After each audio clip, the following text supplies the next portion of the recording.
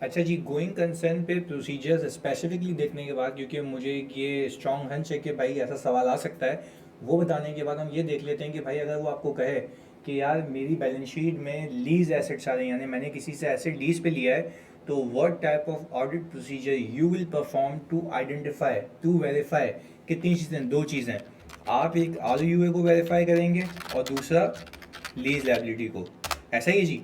अच्छा, सबसे पहले आपका स्टेप ये होगा कि भाई obtain lease schedule from the client.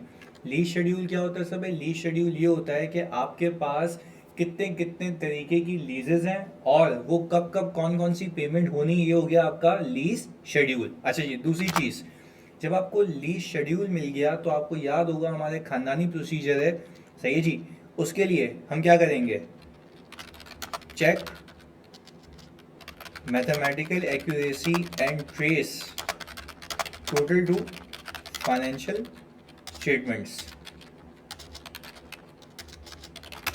ऐसा ही जी। अच्छा, लीज शेड्यूल बेसिकली क्या है? कि लीज शेड्यूल में क्या होगा भाई? ओपनिंग, इंटरेस्ट, प्रिंसिपल की पेमेंट, क्लोजिंग। आपने तमाम लीज शेड्यूल ले लिए, हो सकता है 50 लीज हो, 100 लीज हो, व्हाट्स एवर द केसेस, आपने सारे लीज शेड्यूल लिए। आपने लीज लाइबिलिटी को अलग से सम किया, आपने राइट और यूज ऑफ एसेट को अलग से सम किया, आपने टोटल को ट्रेस किया कि हाँ भाई ये यहाँ से उठ के आ रहा है, इंफॉर्मेशन सही हो गई। अब आपका काम यहाँ से शुरू होगा, सुनिएगा। तीसरी चीज, फिर मैंने कहा obtain lease agreements for sample of लीजेस। भाई जाहिर सी बात है, जाहिर सी बात है, अगर मैं ये देखता हूँ कि मेरे पास अगर कोई 200-300 लीजेस हैं, जैसे मैं कहूँ कभी मैं ब्रांच हूँ, मतलब कोई मेरी, मैं बैंक हूँ और मेरी जो ब्रांचेस हैं वो सारी रेंटेड हैं, तो क्या मैं 1700 ब्रांचेस के एग्रीमेंट्स लूँगा? नहीं भाई, अब सैंपल बेसिस पे एग्रीमेंट्स लेंगे, और सैंपल बेसिस पे एग्रीमेंट्स लेके आप उसमें से वेरीफाई करेंगे rate, lease term and rental amount. ऐसा ही जी। आपको याद होना चाहिए हम क्या करेंगे जी? हम सबसे पहले लीज के शेड्यूल लेंगे, मैथमेटिकल एक्यूरेसी को चेक करेंगे और ट्रेस करेंगे टोटल को फाइनेंशियल स्टेटमेंट से। फिर लीज का एग्रीमेंट लूंगा सैंपल बेसिस पे, और फिर मैं करूंगा उससे क्या वेरीफाई? रेट को वेरीफाई करूंगा, लीज टर्म को वेरीफाई करूंगा और रेंटल के अमाउंट को वेरीफाई करूंगा। मैंने आपको बखूबी सिखाया है। आप डायरेक्टली रिकैलकुलेशन पे नहीं जाते हैं, रिकैलकुलेशन पे तो तब जाते हैं जब जिससे वो रिकैलकुलेशन होनी है वो वेरिएबल्स को मैं सबसे पहले क्या करूं जी? वेरीफाई कर लूं। आपने पहले ये चीज कर ली। फिर आपने ये कहा assess reasonableness of the lease term। ऐसा ही है, consider whether there is any option to extend the lease term। ऐसा तो नहीं है कि भाई option to extend the lease term हम रीजनेबली सर्टेन है फिर भी हमने कम पे किया हो, या कम पे करना चाहिए ज़्यादा पे किया हो, तो लीज टर्म को वेरीफाई करने के लिए भी देखेंगे कि भाई क्या वो रीजनेबल है या नहीं है। ऐसा ही है जी। अच्छा भाई, पहले ये चीज़ हो गई। फिर हम ये कहेंगे रिकैलकुलेट फाइनेंस कॉस्ट या slash interest expense on lease assets,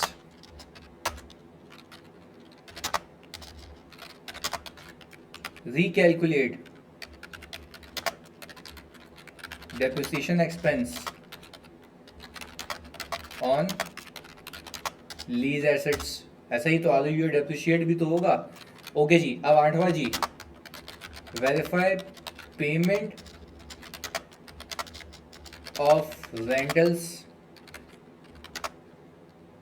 from bank statements.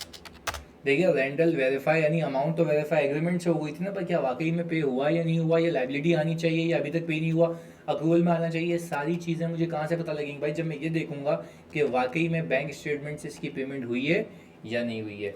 बात क्लियर है जी। तो सर ये तो आपके वो प्रोसीजर्स हो गए कि आपने अपने लीज एसेट को, यानी राइट और यूज ऑफ एसेट को, लीज लाइबिलिटी को वेरीफाई करने के लिए ये प्रोसीजर परफॉर्म किए। इसमें मेरे ख्याल से आपकी, अच्छा प्लीज़ सुनिएगा, क्या हम ये कह सकते हैं यहीं पे एक एडिशन बात कर रहा हूँ यहाँ पे, क्या हम ये कह सकते हैं for sample of assets go and physically verify their existence? यानी भाई जो एसेट मैं लीज पे लेके आया हूँ तो वो मेरे पास जो राइट है, चाहे वो बिल्डिंग का हो, यानी बिल्डिंग में कुछ फ्लोर्स मैंने लीज पे लिए हुए हैं, रेंटेड प्रीमिसेस हैं, या कार लीज पे लिए हुए, व्हाट्सएवर द केसेस, उसके लिए भी तो मेरी जान आपको जाके फिजिकली उसको वेरीफाई करना होगा ना, just to check, just to ensure existence. और आपको याद होगा कि लीज एग्रीमेंट होगा, उससे भी टेक्निकली मेरी बहुत सी चीज़ें वेरीफाई हो जाती हैं। तो आपने टेक्निकली अपनी असर्शन को वेरीफाई करना है, सारी असर्शंस को। अब एक और चीज़ सुनिएगा, एक और चीज़ सर, हम प्रेजेंटेशन भी काम करेंगे। Ensure that lease liability have been properly classified into current and non current liabilities. ऐसा ही है, ऐसा ही है ना जी। इसके बाद फिर हम ये करते हैं कि भाई हम पीछे जाके डिस्क्लोजर में भी देखते हैं कि whether maturity profile have been properly disclose और नॉट। ऐसा ही जी, यानी ये वो तमाम चीज़ें हैं जो आप एक अकाउंटिंग के सेंस के हिसाब से जो होनी चाहिए उसी को तो टेस्ट करना है। तो हमने क्या कहा भाई, लीज एग्रीमेंट ले लेना, मैथमेटिकल एक्यूरेसी चेक करना, सैम्पल बेसिस पे लीज एग्रीमेंट लेना, उससे रेट वगैरह वेरीफाई करने के बाद आप क्या करना जी, रीजनेबलनेस को देखना कि लीज टर्म सही है या नहीं। और आपको फिर याद होना चाहिए कि भाई जब ये सारी चीज़ें वेरिएबल वेरीफाई हो चुके हैं तो मैं इंटरेस्ट की रिकैलकुलेशन करूंगा, right of use of asset की रिकैलकुलेशन करूंगा। इसके बाद मैं ये देखूंगा कि भाई अगर मेरे पास पेमेंट हो रही है रेंटल की, तो क्या वो बैंक स्टेटमेंट से पैसा जाता हुआ दिखता है या नहीं दिखता, और देखूंगा कि जो मेरी लायबिलिटी है लीज की, क्या वो प्रॉपरली करंट और नॉन करंट में क्लासीफाई हुई हुई है या नहीं हुई हुई है। अच्छा जी, फिर हम कहते हैं कि भाई आपको अगर tax expense for the year verify करना है, इस पे प्रोसीजर्स वेरीफाई, मतलब इसको इस पे प्रोसीजर करना है, इसको वेरीफाई करना, तो आप सबसे पहले क्या करेंगे, obtain tax working from the management. Tax की वर्किंग आप ले लेंगे मैनेजमेंट से, ऐसा ही है जी। इसके बाद check mathematical accuracy and trace total to financial statements, यानी जो उसने भी कैलकुलेट, अभी तो उसकी कैलकुलेशन को वेरीफाई नहीं किया आपने, देखा जो जो चीज़ें आ रही हैं वो क्या वही टोटल। लेट से अगर मैं कहता हूँ कि मेरा एक तो नॉर्मल करंट टैक्स है और फिर लोअर रेट पे, उन सबका सम करके मैं चेक करूंगा ना क्या मेरे एफएस से मैच होता है या नहीं होता।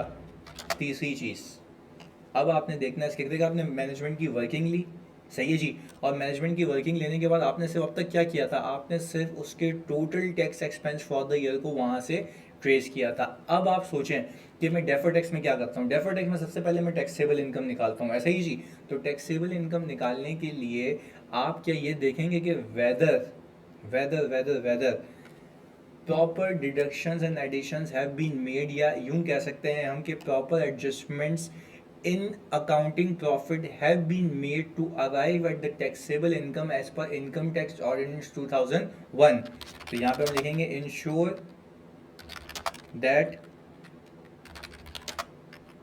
proper adjustments have been made to arrive at taxable income as per income tax ordinance 2001।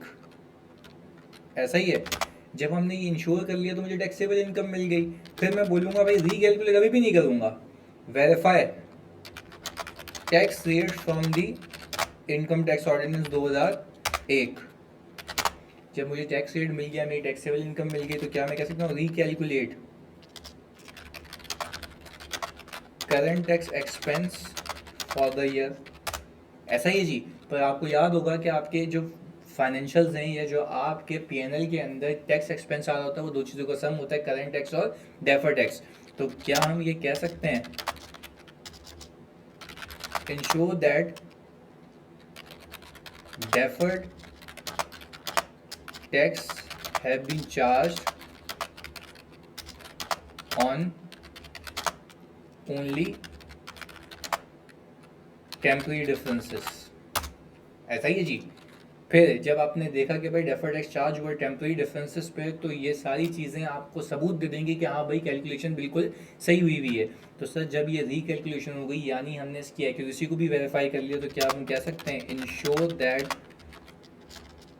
Proper reconciliation have been made in the financial statements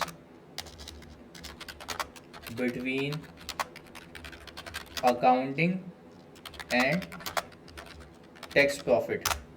ऐसा ही जी, यानी अकाउंटिंग से जो टैक्स का सफ़र है वो भी हम लोग रिकनसाइल करते हैं ना, कि अकाउंटिंग टैक्स इतना है और टैक्स वाला जो टैक्स है, जो करंट टैक्स और डेफर्ड टैक्स का सम है वो इतना है। तो क्या हम कह सकते हैं, ensure that the proper reconciliation have been made in the financial between accounting and tax profit. I hope this is clear. ये तो तरीका हो गया क्या वेरीफाई करने का, सीधा tax expense for the year को वेरीफाई करने का। अच्छा, ये तो वो मोटी मोटी चीज़ें हैं जो एडिशनल हैं, जो अच्छी हैं, जो मैं आपको सिखा रहा हूँ। ऐसे ही जी। अब सर इसके बाद मैंने कहा भाई टैक्स एक्सपेंस की भी बात कर ली, तो हम अब बात कर लेते हैं डेटर्स की। सही है जी। तो डेटर्स के केस में मैंने आपको ये सिखाया था, सबसे पहले आप लेते हैं क्या जी, आपने बोला कि भाई obtain list of debtors from the client. सब फिर आप करते हैं check mathematical accuracy and trace total to financial statements. ऐसा ही है। फिर हम कहते हैं कि भाई डेटर्स का ये बैलेंस देखने के बाद आपने कहा कि भाई ये डेटर्स का टोटल उससे तो मैच हो रहा है। फिर हम एक और चीज़ करते हैं इसमें कंप्लीटनेस को इंश्योर करने के लिए, कि मैं काम ये करता हूँ कि मैं सब्सिक्वेंट बैंक स्टेटमेंट को उठाता हूँ, वहाँ से कोई भी रिसीट उठाता हूँ और देखता हूँ कि whether this balance have been appearing before the year end और नॉट। यानी मैं करता ये हूँ कि सब्सिक्वेंट बैंक स्टेटमेंट उठाता हूँ, सब्सिक्वेंट बैंक स्टेटमेंट से कोई भी रिसीट उठाता हूँ, देखता हूँ क्या ये जो रिसीट के पैसे हैं क्या इसके अगेंस्ट में रिसीवेबल बुक हुआ था या नहीं हुआ था। अगर नहीं बुक हुआ होता तो मैं करवा देता हूँ, जिससे मेरी कंप्लीटनेस क्या हो जाती है, इंश्योर हो जाती है। तो सर ये कब करेंगे कि जब हम ईयर एंड से पहले के बैलेंस देंगे। भाई वो कंप्लीटनेस इंश्योर करने के लिए नहीं है ना, वो तो एग्जिस्टेंस को इंश्योर करने के लिए। अच्छा जी, फिर हम क्या करते हैं, send confirmation on a sample basis. ऐसा ही जी, जब मैं कंफर्मेशन भेज दूंगा सैम्पल बेसिस पे, तो मुझे फिर जो रिस्पॉन्स आएंगे वो देखूंगा कि क्या वो मेरे रिस्पॉन्सेस मैच होते हैं या नहीं होते हैं। तो मैं बोलूंगा भाई कि फॉर अनकन्फर्म्ड बैलेंसेस। अच्छा, जिसके रिप्लाई नहीं आते तो उसको रिमाइंडर भी भेजते हैं, ये भी आपको याद होगा। For unconfirmed balances perform. अब मैं क्या परफॉर्म करूंगा सर, मैं परफॉर्म करूंगा सब्सिक्वेंट टेस्टिंग। सब्सिक्वेंट टेस्टिंग का मतलब ये है कि मैं अब ईयर एंड के जो लेजर के अंदर चीज़ रिकॉर्ड हुई हुई है उसको उठाऊंगा, देखूंगा बाद में ये रिकवर हुआ या नहीं हुआ, क्योंकि ये भी बात वैलिडेट कर देगा कि वो बंदा एग्जिस्ट करता था। इसके बाद जी, अच्छा फिर मैंने कहा कि अगर भाई अगर if not subsequently cleared then perform invoice testing. भाई मैं इनवॉइस टेस्टिंग करूंगा जिसके अंदर मैं सीधी सी बात है अपनी सेल्स इनवॉइस को उठाऊंगा, मैं जो मेरे गुड डिस्पैच नोट है मैं उसको देखूंगा, और मैं देखूंगा कि भाई जो मेरे पास सेल्स ऑर्डर बना था उसके अगेंस्ट में वो क्या था। तो ये सारी चीज़ें आपस में क्या करूंगा, मैच करूंगा, वो भी सैम्पल बेसिस पे। ऐसा ही है जी। इसके बाद फिर मैंने कहा कि भाई जब ये मैंने कर लिया तो फिर आस्क, यानी आज तो खैर हम कहेंगे ऑब्टेन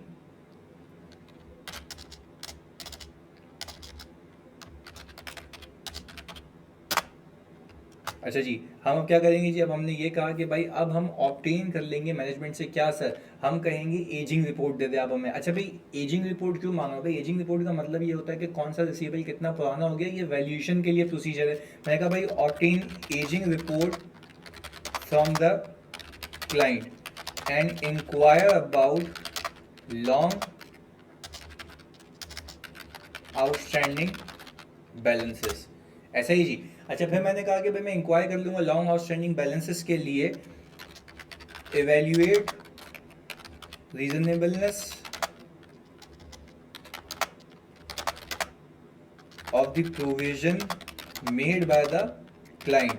अब जब मैंने एजिंग देख ली है और मैंने कहा कि भाई अब देखो इसके ऊपर भी तो प्रोविजन करना चाहिए, तो वो यही कह रहा है कि भाई जब आपने लॉन्ग आउटस्टैंडिंग बैलेंसेस देख लिए हैं तो अकॉर्डिंगली जो आपका प्रोविजन बनना चाहिए आप वो उससे चार्ज करवा दें। क्लियर है जी। अच्छा जी, फिर ensure proper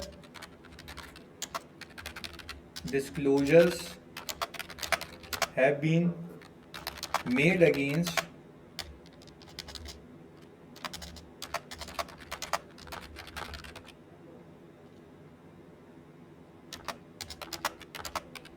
as per companies act 2017। क्योंकि जिस बच्चे ने FAR2 पढ़ा उसको ये पता होगा कि भाई IAS 1 की रिक्वायरमेंट के साथ साथ हमें 5th शेड्यूल या 4th शेड्यूल की भी रिक्वायरमेंट को देखना होता है, जिसमें वो कह रहा है कि भाई अगर कोई एसोसिएटेड कंपनी से रिसीवेबल है या प्रोविजनिंग है वो आप अलग से दिखाएंगे।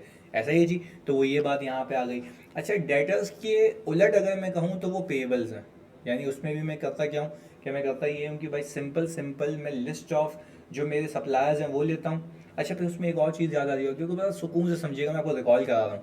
लिस्ट ऑफ सप्लायर्स के बाद आप ये देखते हैं इंश्योर करने के लिए, से पास पेपर में सवाल भी करवाया था मैंने तुम्हें, कि आप कंप्लीटनेस को इंश्योर करने के लिए ये भी चेक करते हैं कि क्या कोई ऐसा सप्लायर तो नहीं था जो यूजुअली आपका होता है जो इस साल नहीं आ रहा। यानी फॉर एग्जांपल अगर मिस्टर आकाश से आप परचेजेस कर रहे होते हैं या मिस्टर XYZ से आप परचेज कर रहे होते हैं, तो आपको उसमें एक बात याद आनी चाहिए कि जब मैं यूजुअली उससे परचेज करता हूँ तो वो इस बार की लिस्ट में आना चाहिए ना। तो कोई मेरा रेगुलर सप्लायर है अगर वो लिस्ट से गायब है, दैट मीन्स कि हमारी ये लिस्ट कंप्लीट नहीं है। तो ये भी आपको दिमाग में रखना है। और इसकी भी कंप्लीटनेस को इंश्योर करने का तरीका है कि भाई आप सब्सिक्वेंट बैंक स्टेटमेंट उठाते हैं, उसमें पेमेंट्स देखते हैं और देखते हैं क्या ये पेमेंट्स के लिए पेएबल ईयर एंड से पहले रिकॉर्ड हुआ था या नहीं हुआ था। इनको भी सैम्पल बेसिस पे आप कन्फर्मेशंस भेजते हैं, सही है जी। और जो मेरी सप्लायर स्टेटमेंट्स आती हैं उससे भी रिकन्सिलेशन बनाते हैं। ये सारी चीज़ें आपने इंश्योर करनी होती हैं, बट ये सिर्फ और सिर्फ आपके रिसीवेबल का उलट है। आई होप दिस इज क्लियर। ऐसा ही है जी। अच्छा, फिर हम देखते हैं कि भाई अगर मुझे कैश एंड बैंक पे काम करना है, कैश एंड बैंक पे, तो हम क्या करेंगे सर? सबसे पहले हम बोलते हैं obtain list of bank accounts from the management. ऐसा ही है जी। अच्छा, फिर हम क्या करते हैं, एक और चीज़ आपको याद होगा,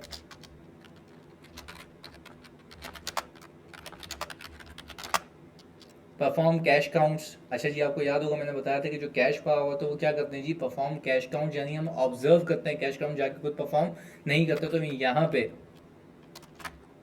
ये आपको बता देता हूँ, 1 मिनट दीजिएगा जी। अच्छा जी, observe cash count at year end, ऐसा ही जी। अच्छा, फिर जब आपने लिस्ट ऑफ बैंक अकाउंट्स ले लिया, आप कहेंगे कि भाई check mathematical accuracy and trace total to financial statements. ऐसा ही जी। इसके बाद फिर आपने ये देखना होता है कि मैंने आपको इसमें कट ऑफ भी बताया था कि इसमें कट ऑफ का प्रोसीजर ये होता है कि भाई आप ये देखते हैं कि आपके 4 वाउचर जो एक्सपेंसेस के लिए आपने दिए होते हैं वो ईयर एंड के पहले और ईयर एंड के बाद के उठाते हैं, ताकि आपको ये पता लग जाए कि कैश 1021 जो वाउचर था उसके बाद जो गिरेगा वो अगले साल में गिरेगा। ऐसा ही है। और जो रिसीट का वाउचर आपका होता है, तो आपने अगर वो वाउचर बनाया है तो 1034XYZ अगर मैं अज्यूम करूँ, तो उसके बाद जो भी रिसीट का वाउचर होगा वो अगले साल गिरेगा। तो ये आपको कट ऑफ के लिए बड़ा ध्यान में रखना है कि आपने ये लिखना ही है कि भाई obtain 4 vouchers before and 4 vouchers after the year end to ensure cut off testing. ऐसा ही जी। फिर इसके बाद फिर हम ये कहते हैं कि भाई हमें 100% कन्फर्मेशन भेजनी है, सेंड कन्फर्मेशन टू बैंक्स। ऐसा ही जी। जब आपने कन्फर्मेशन भेज दी बैंक को, तो वहाँ से जो रिप्लाई आएगा आपको उसका क्या करना है वो ज़रा देख लेते हैं। Match bank balances appearing in confirmation with balances appearing in ledger। ऐसा ही जी। अच्छा, फॉर डिफरेंसेस। अच्छा, ये याद होगा आपको मैंने एक सवाल करवाया था जिसके अंदर बैंक रिकन्सिलिएशन के प्रोसीजर्स आए थे, तो वो यहाँ से शुरू होते हैं, ऐसे नहीं कि पूरी लंबी करे जाए आप। अच्छा जी, for differences check total of reconciling items appearing in bank reconciliation prepared by management। अच्छा, कहना क्या चाहता हूँ, कहना ये चाहता हूँ कि भाई बैंक रिकन्सिलिएशन बनाने की जिम्मेदारी मैनेजमेंट की है ना। तो आपने दोनों का डिफरेंस लिया और आपने ये कहा कि अनप्रेजेंटेड और अनक्लियर्ड का जो नेट होकर अमाउंट आएगा वो इससे क्या होना चाहिए, मैच होना चाहिए। तो आपने इसकी भी एक्यूरेसी को चेक किया ताकि आपको ये पता लग जाए कि बैंक रिकन्सिलिएशन जो मैनेजमेंट ने बनाई है वो बिल्कुल सही बनाई है। ऐसा ही है जी। अच्छा, और for differences check total of reconciling item. अच्छा, फिर आप verify uncleared and unpresented checks by obtaining subsequent bank statements. ऐसा ही जब हम सब्सिक्वेंट बैंक स्टेटमेंट्स लेंगे और देखेंगे क्या वो वाकई में क्लियर हुए या प्रेजेंट हुए या नहीं हुए। इसके बाद हम ये भी देखते हैं कि भाई वेरीफाई बैंक चार्जेस और इनकम ऑन बैंक डिपॉजिट्स जो कि उसी के अकाउंट में गिर रही होती है, क्रेडिट हो गई होगी from bank statements of the year. अच्छा, bank statement of the year का मतलब है उसी साल की बैंक स्टेटमेंट, क्योंकि उस साल की इनकम या एक्सपेंसेस देखे हो तो बैंक चार्जेस होंगे वो उसने अपने पास डेबिट कर लिए होंगे बैंक ने, सही। जो जो हमारी बैंक की इनकम होगी अगर मेरे सेविंग अकाउंट से तो उसमें क्या हो चुके होंगे, क्रेडिट हो चुके होंगे, ऐसा ही जी। अच्छा, फिर इसके बाद आपको याद होगा मैंने बताया था ensure proper disclosures have been made in respect of any restrictions regarding use of cash. ऐसा तो नहीं है कि भाई हमने कोई गारंटी दी हुई और हमें हमारा कैश फ्रीज हो गया, तो वो गारंटीज़ भी क्या होनी चाहिए, इसके नीचे डिस्क्लोज होनी चाहिए। भाई फॉर एग्जांपल हम बैंक को कहते हैं कि भाई अब हमारे बिहाफ पे इसको गारंटी दे, तो ये पैसे आपके पास पड़े हुए ना, तो आप बैंक बोलता है हाँ दादा ये तुम्हारा काम कर लेगा, पैसे इसके मेरे पास महफूज हैं, ये डिफॉल्ट करेगा तो उसके पैसे निकाल के हम आपको दे देंगे। तो अगर ऐसे कोई गारंटीज या ऐसी कोई रिस्ट्रिक्शंस होती हैं तो प्रॉपरली फाइनेंशियल स्टेटमेंट्स में क्या होनी चाहिए जी, डिस्क्लोज होनी चाहिए। आपको ये बात याद होनी चाहिए। इसके बाद सर अगर मैं कहूँ कि मेरा पीपी, ऐसे पीपी को तो 200 की स्पीड में करते हैं, आपको याद होना चाहिए, सिंपल है। पीपी के लिए सबसे पहले आपने फिक्स एसेट का रजिस्टर लेना है, मैथमेटिकल एक्यूरेसी को चेक करना है, टोटल को ट्रेस करना है एफएस से, और ये कहानी यहाँ पे खत्म। फिर आपने करना ये है कि भाई एडिशन होता है, डिस्पोजल होता है, डेप्रिसिएशन होता है, क्लोजिंग होता है। फिर मैंने कहा for the purpose of addition आप सैंपल ऑफ एडिशन लेंगे, सही है जी, obtain a sample of addition, सही है जी। और आप क्या करना है, उसके सैम्पलिंग के बाद आपने सिंपल ये काम ये करना है कि भाई आपने उसके सैंपल बेसिस पे वाउचर को चेक करना है, आपने उसकी फिजिकल एग्जिस्टेंस को जाके चेक कर लेना है, और फिजिकल एग्जिस्टेंस के बाद आपने देखना है कि क्या वो प्रॉपरली एफएआर में इंक्लूड हो गया है या नहीं हुआ। सिंपल ये कहानी थी। इसके बाद अगर मैं आपको कहूँ कि डिस्पोजल की बारी है, फॉर सैंपल ऑफ डिस्पोजल्स, सही है जी, vouch them to the supporting documents, आपने उसको सपोर्टिंग डॉक्यूमेंट से ट्रेस करना है, आपने जो रिसीट आई है उसको बैंक स्टेटमेंट से वेरीफाई करना है, गेन और लॉस ऑन रिकैलकुलेट कर लेना है, और आपने देखना है कि क्या वो एसेट आपके फिक्स एसेट के रजिस्टर से प्रॉपरली रिमूव हुआ है या नहीं हुआ है। इसके बाद फिर आपने करना यह है, जानिए कि आपने कहा कि भाई जब वो रिमूव हो गया, सारी चीज़ें हो गई, और आपको अगर कंपनीज एक्ट के लिखने हो तो वो भी आप लिख सकते हैं कि भाई कोई भी एसेट जिसकी क्यूमुलेटिव बुक वैल्यूज़ 1.2 मिलियन है उससे ज़्यादा थी, और इसके अलावा उसकी इंडिविजुअल वैल्यू 5 लाख की कैरिंग अमाउंट से ज़्यादा है, तो उसको अलग से डिस्क्लोजर आता है उसकी बुक वैल्यू वगैरह पर। ये आपको लिखने की कोई नीड एज सच अभी नहीं है, क्योंकि वो इस डिटेल में नहीं जाएगा, वो सिर्फ आपसे ऑडिट पूछा तो उसको कटा देना जो मैंने अभी कहा। अच्छा जी, नॉर्मल याद रखिएगा। इसके बाद अगर मैं आपसे ये पूछूं कि भाई डेप्रिसिएशन की बात होती है, तो मैं डेप्रिसिएशन को सीधा सीधा जानी रिकैलकुलेट नहीं करता। आपको मैंने सिखाया था कि सबसे पहले आप ये देखते हैं कि evaluate the reasonableness of the life या estimates use by the management in calculating depreciation. यानी सबसे पहले आपने तो ये देखना है कि क्या उसकी लाइफ जो उसने ली हुई है क्या वो सही है या नहीं है, by comparing same assets use by the other entities. यानी उन्हीं एसेट्स को दूसरी एंटिटीज किस लाइफ पर डेप्रिशिएट कर रही हैं, ये देख लो कि क्या वो रीजनेबल है या नहीं है। और हाँ, अगर हमें सबसे पहले ये देखना है कि क्या उसने जो अकाउंटिंग पॉलिसी, जो समझना मेरी बात, अकाउंटिंग पॉलिसी कह रहा हूँ मैं, अब क्या उसने अपने डेप्रिसिएशन के एस्टिमेट्स का जो मेथड यूज़ किया हुआ है क्या वो सही किया हुआ है, यानी स्ट्रेट लाइन मेथड है, रिड्यूसिंग बैलेंस मेथड है, तो क्या वो उसके इकोनॉमिक पैटर्न के हिसाब से सही है या नहीं। और फिर हम कहते हैं कि भाई हम रिकैलकुलेट कर लेंगे डेप्रिसिएशन आखिर में जाके जब सारे वेरिएबल्स वेरीफाई हो जाएंगे।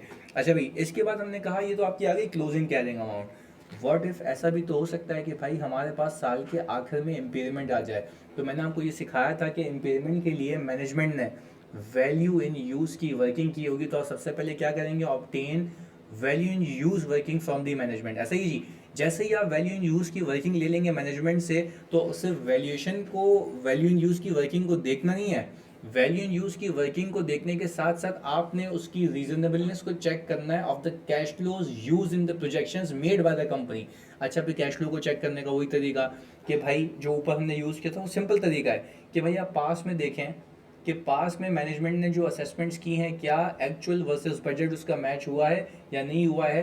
आप subsequent bank statement subsequent year के फाइनेंशियल उठा लें और देखें कि जो उसने एस्टिमेट फ्यूचर के लगा है क्या वो कैश फ्लो रीजनेबल है या नहीं है, क्या उसने डिस्काउंट रेट को सही यूज़ किया है या नहीं किया है, क्या वो अप्रोप्रिएटली उसका रेट उसके बिजनेस के हिसाब से है या नहीं है। और इसके अलावा जब आपने इस सारे वेरिएबल्स को वेरीफाई कर लिया, आप ये भी सोचते हैं कि you need to consider whether expert should be appointed और नॉट, क्योंकि अगर बड़ा मसला है तो आपने ये देखना होगा कि भाई एक्सपर्ट भी आ सकता है। और इसके अलावा जब एक्सपर्ट आएगा, लंबा सवाल होगा, ज़्यादा मार्क्स होगा, तो उसमें वही आपने देखना है कि भाई मेरे एक्सपर्ट की मेरी इंटेग्रिटी को देखना है। सही है जी, मैंने देखना है कि भाई क्या वो इतना काबिल है या नहीं है। तो भाई हम देखते हैं कि भाई क्या वो ऑब्जेक्टिवली काम करेगा नहीं करेगा, उसकी एक्सपर्टीज़, उसकी कॉम्पिटेंस को वो उसकी क्वालिफिकेशन से देखेंगे, उसकी प्रीवियस रिपोर्ट से देखेंगे, ये सारी चीज़ें।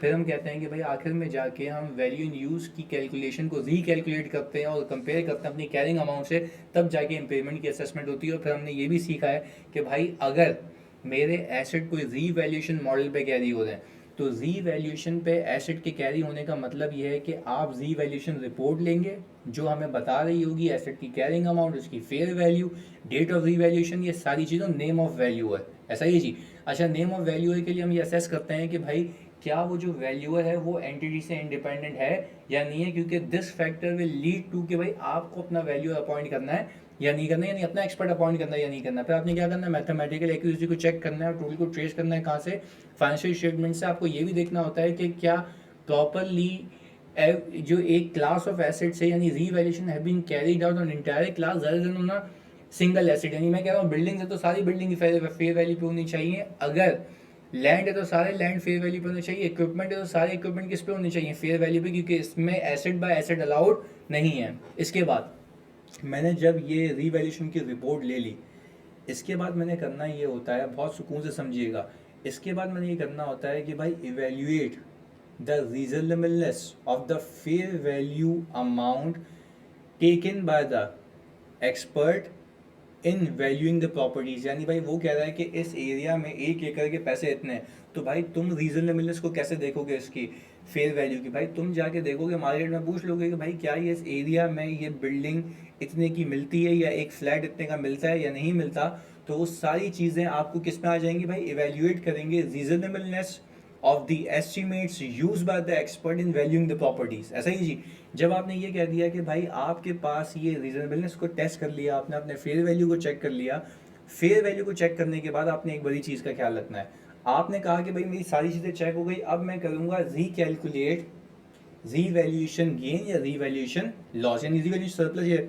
और फिर एक और चीज़ आपने याद होगी कि जो अकाउंटिंग है वो आपने देखना है, ensure that the revaluation surplus, if there is a surplus, have been parked in equity rather than P&L। और अगर लॉस है तो अप टू द एक्सटेंड जितना OCI है पहले वो रिवर्स होगा, देन उसके बाद कहाँ जाएगा, P&L के अंदर। और फिर अगर पिछले साल से रिवैल्यूएशन चलती हुई आ रही है तो आपने ये देखना होगा कि भाई क्या आपके पास जो इंक्रीमेंटल डेप्रिसिएशन है वो प्रॉपरली रिटेन अर्निंग में ट्रांसफर हुआ है या नहीं हुआ। फिर आखिर में हम ये सोचते हैं consider appointing your own expert.